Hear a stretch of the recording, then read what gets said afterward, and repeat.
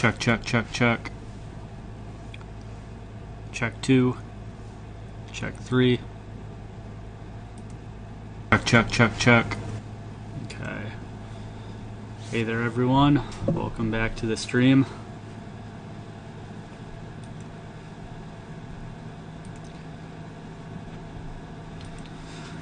Alright, just posted that we're live. So, title of the stream is Midwestern Haters and Human Sacrifice.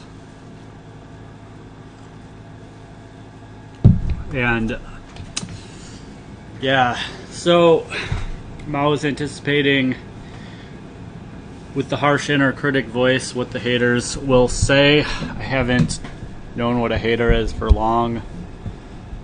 I haven't believed in evil for long. And yeah. So I just want to start off this stream by playing a couple pieces of a YouTube video. So first we'll go to like 16 minutes or so.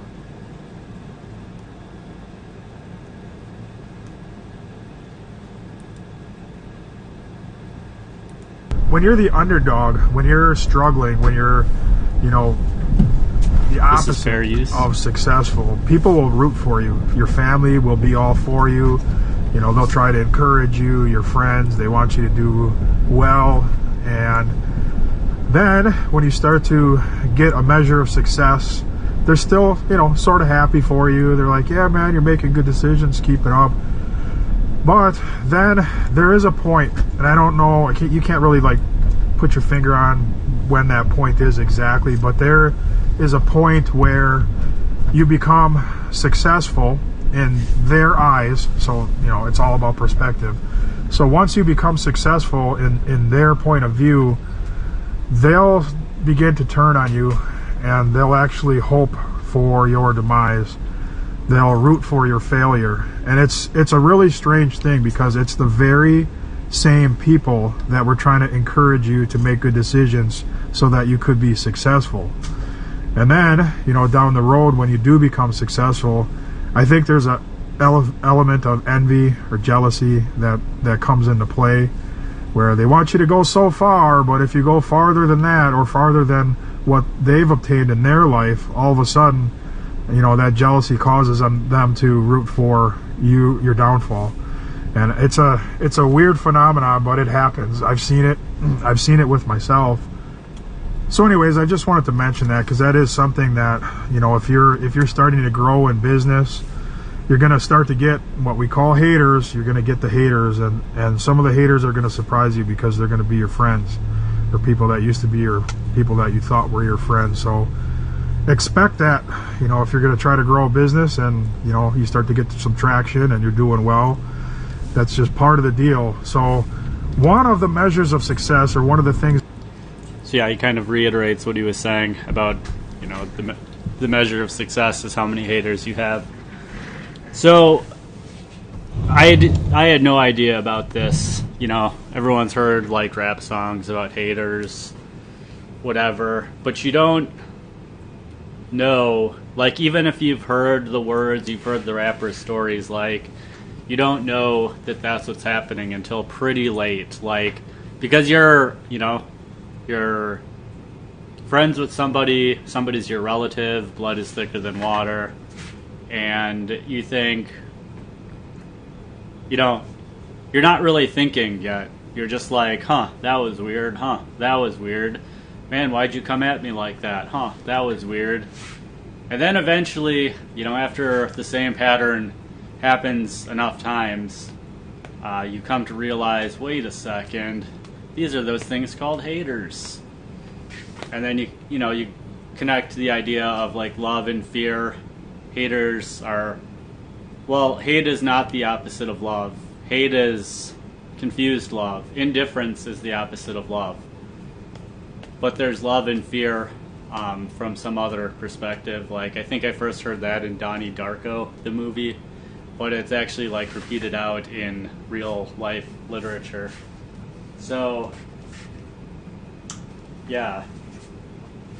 So that's not to say that if you have haters, you are doing something right. It's just to say if you are doing something right, you will have haters. And also, it's absolutely true that, like, the closer someone is to you, the more, the bigger of a hater they are if they become a hater. But it's sort of like the more they loved you, the more they become a hater. So a hater, it's not indifferent, it's actually confused love. So, yeah, just saw that clip like a week ago and kept wanting to bring it into a video, and I was going to bring it into the domestic abuse video, but it's a broader topic that might, be, it's an underlying topic, and it might be a big enough topic on its own. And then I also said human sacrifice. So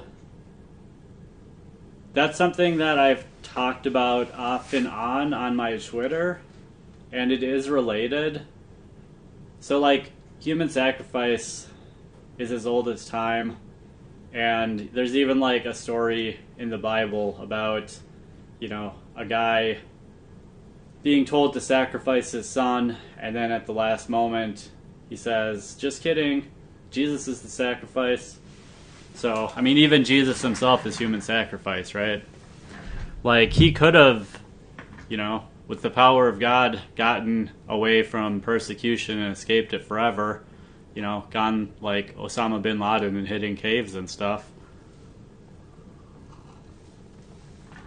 But he's like, nah, I know that I'm coming here and getting sacrificed. So, Midwestern haters and human sacrifice. So, something that's interesting about the Midwest is per capita Wisconsin has the most covens, witchcraft covens, and that can be men and women. Like, witches are not walking around with broomsticks, for sure. So, in the Midwest, there's a lot of witchcraft going on, meaning there's a lot of, occult rituals, and it's been a while since I've gone down that thread, but it just connected with, Midwestern haters. And so, there's another, I don't know if it's fact, but it's sort of like, conspiracy theory or whatever, that to get into the Illuminati, you have to make a blood sacrifice. So I've talked about, like, what might be the motives for people to, to hate on me, basically. And, it's sort of like envy, jealousy, like all the stuff that this guy is saying. But then the fact that I was already, pretty well connected, and then, basically thrown out the door from big tech, legal action and all, means that there's also motive from big tech to, infiltrate my network here and maybe, tap people around me. I do have a lot of intellectual property, so, it's... So A, I'm a problem, and B, there's a lot to, to gain from getting possession of my property. So, strangle me out so I lose my resources, maybe even kill me so my resources go into custody of my relative, and then, sell off those assets. So, call it like overly paranoid or whatever. Like, I'm not saying fact that is happening. I'm not making a claim, in other words. But, it's plausible. And, it's interesting. And, yeah, maybe I should, write stories or whatever. I don't think that I should be a writer, especially, like, fiction. Rather just be a programmer. But, yeah. So... something else from that same video, then, is, say that it's not any kind of human sacrifice. Say it's just egos, just just people trying to, you know, boost their rep by knocking down someone who was successful enough that that could be plausible.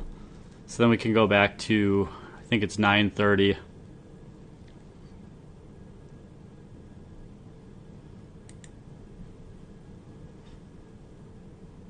Oh, okay. Gotcha. It's kind of late. Yeah, I told him, I was like, well, I can help you for a bit, man. Is he about halfway done? Oh, yeah. We're just starting the other side. Is he going to finish today?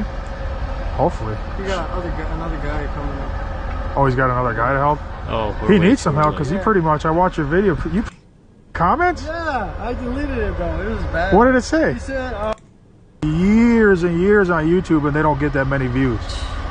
Do you understand, like, how many views you're getting right now? No. Because I don't understand nothing of this yet. I've been looking about how people... Usually it takes a year for people to get 4,000 watch hours. It's all because of you. Come on. Oh, yeah, obviously. But, dude, you got an opportunity of a lifetime.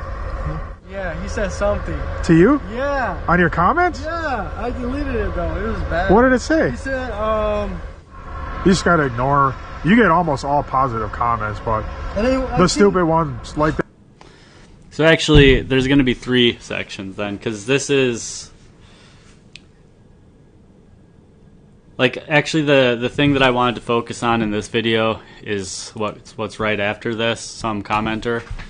But actually, I didn't quite connect the beginning of that conversation, like... So this is talking about some guy they know leaving some hatery comment in, you know, this guy who's got a new channel who's getting, like, extra views.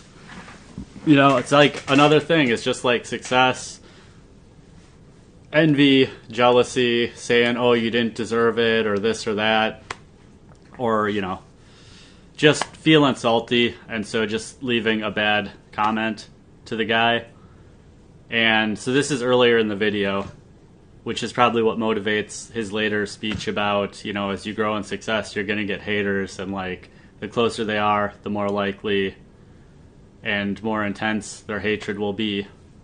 So yeah, there's just, like, a little example that he uses, and it's just a little thing. It's like what I've experienced with, you know, like, people just leaving, like, extra critical comments online, like, especially instead of calling me privately, you know?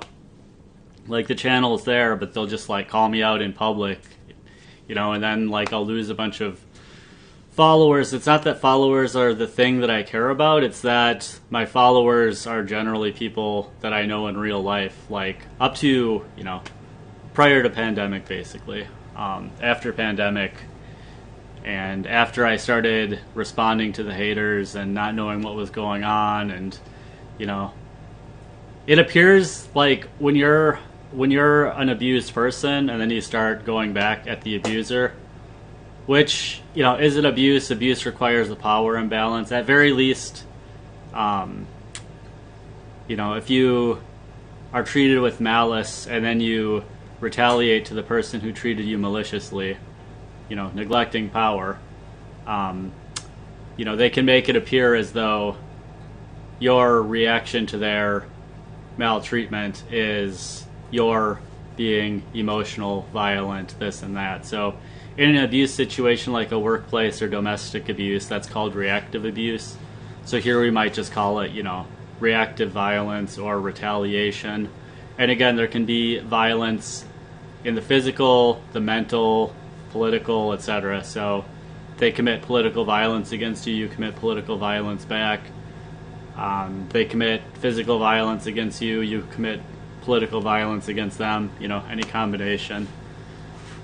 So yeah, haters will commit various types of violence against you, not necessarily, you know, beating you up in the playground, but, you know, calling you out in your comment section without first going to you it's an offense for sure. So let's go to the next section that I wanted to get to in that video. So this comments on something specific, and the commenter they're talking about is someone different, but I know growing up people had this attitude, like this is an attitude that rings true to me, and it's, you know, like explicit conversations with some of the now haters, as well as in the distant past, and as well as recent comments from current haters and people really being really nasty to me. Echo this attitude, even though the commenter they're talking about is not somebody they personally know. It's the attitude of what they're going to say. That guy from out west, we won't mention his name, just ignore that. The guy is super jealous. The guy just needs to do his own thing and stop worrying about everybody else. I think people out west, there's a lot of people like that, with giant egos, cocky. Yep. Up here in the Midwest, I mean, there's some of that, but it's not as bad. Like, hey, remember that job we did with the... So just the attitude of, oh yeah, we're, in the Midwest, people don't have that same cocky attitude. That guy, I mean, they're right. The person with the attitude, they're right about what they say about the person. Like, he does need to just worry about himself and get his own thing going.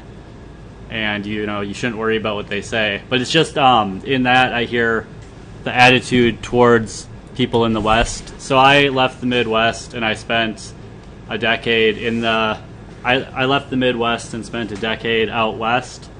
And so now the comments that I've gotten are to do with like, oh, you were somewhere with too expensive a cost of living.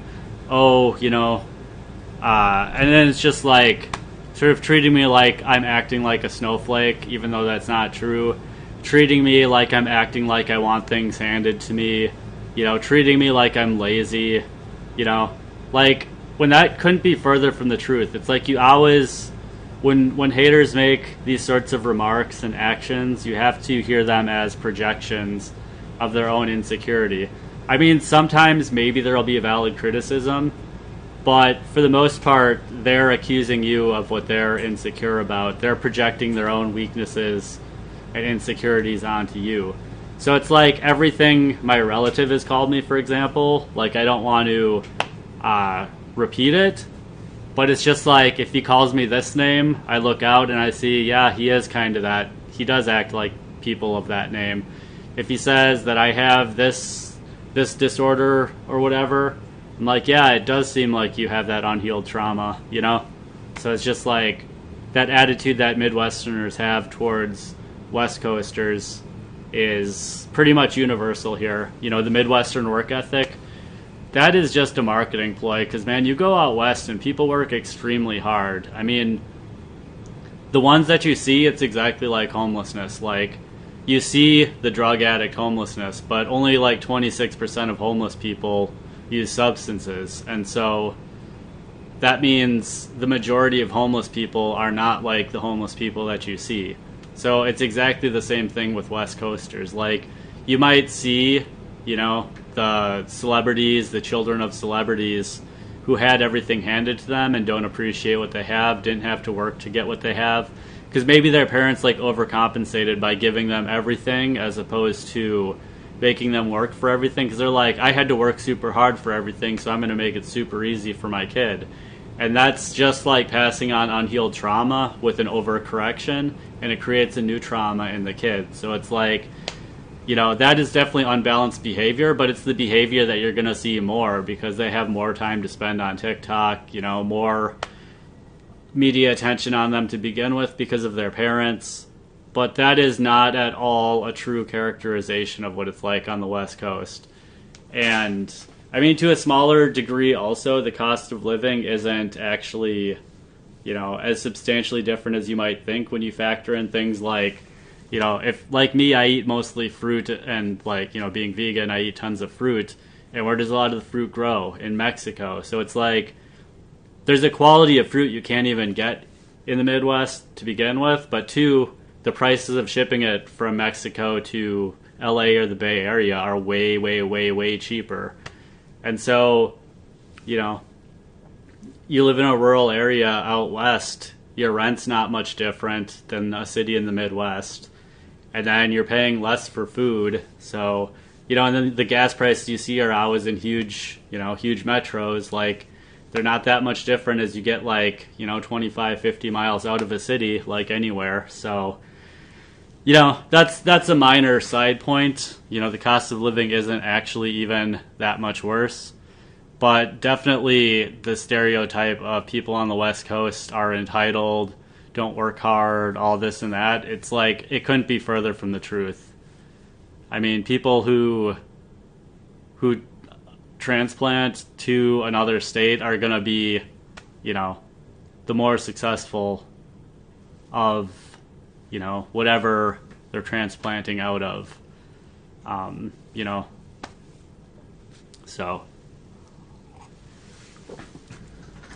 people always want to have their hometown pride and find points of like why they're better than this other place. The whole like hip hop thing of like representing your city. Like, yeah, there is definitely a spirit to your city and to your state that people might want to represent, but it's not always, the things that you think are true aren't always true about it. So, yeah, so just being, a successful person who went from the Midwest to the West Coast, made it for a long time, got into a politically violent situation, and then, I was still making it, like, I'm supposed to say like less, but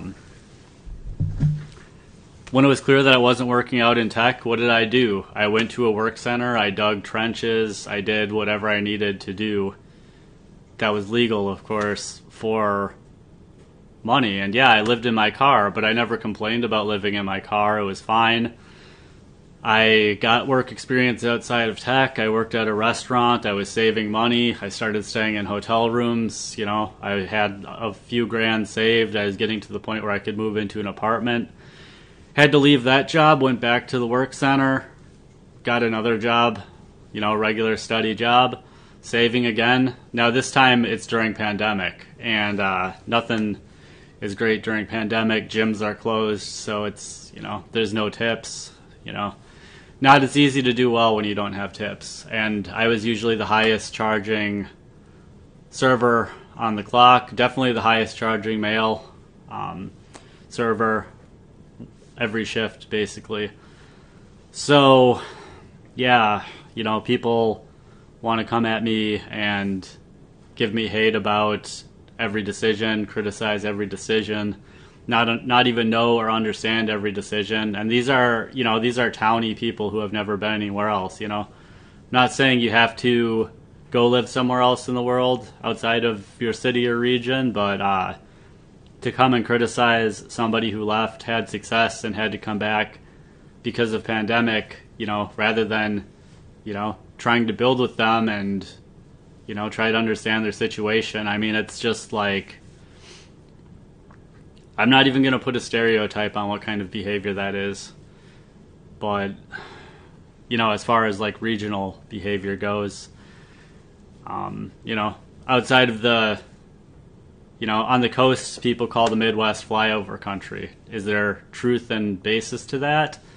I would like to be able to give a definitive no, but, it's sort of like a small pond with limited resources, hard to get out of. And so, like I said the other day, like I'm the prey. Actually, no, that was the stream that I had to make private because of, or unlisted because of technical issues. So yeah, didn't get too much on the human sacrifice side, except to say that, Wisconsin is the second biggest. I don't remember if it's the second biggest total after California or bigger per capita than California as far as witches covens go, or the second biggest per capita after. But I've definitely thought through whether witchcraft is happening on me. And the thing is, like, even people programmed from TV can be doing witchcraft. So, you get someone who's watching TV 24/7, and who knows what kinds of, basically it's unconscious behavior. It's why you hate the sin, love the sinner. It's why you forgive them, for they know not what they do, etc. But it doesn't mean, witchcraft isn't more active. and that behavior isn't pushing them towards, unconsciously doing, human sacrifice. Not that I'm going to be like tied up on an altar with a dagger, but just doing things like gaslighting me, strangling my resources, strangling my ability to socialize with people who I used to know, making it so that the peak nastiness happens in the middle of winter. Like, one thing I got to say is, the thought of becoming homeless on the West Coast isn't that scary, and I thought it would be totally fine, but the thought of becoming homeless in the Midwest without a car in the middle of winter, that is a little bit more freaky, Like, ultimately, I think as long as I stay prayed up and, not running up, not doing bad things to people, doing good things to myself, that I have God's protection and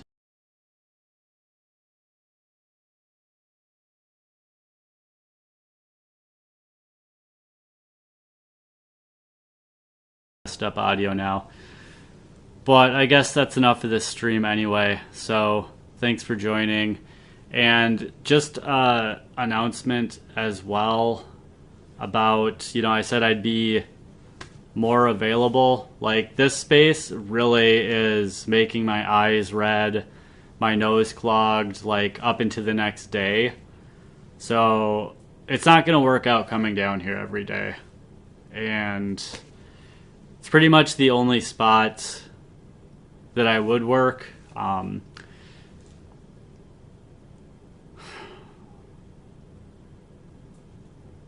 Maybe I'll talk more about that in another stream, because I know the audio is messed up now. So thanks for joining. Looking forward to seeing you next time. Bye.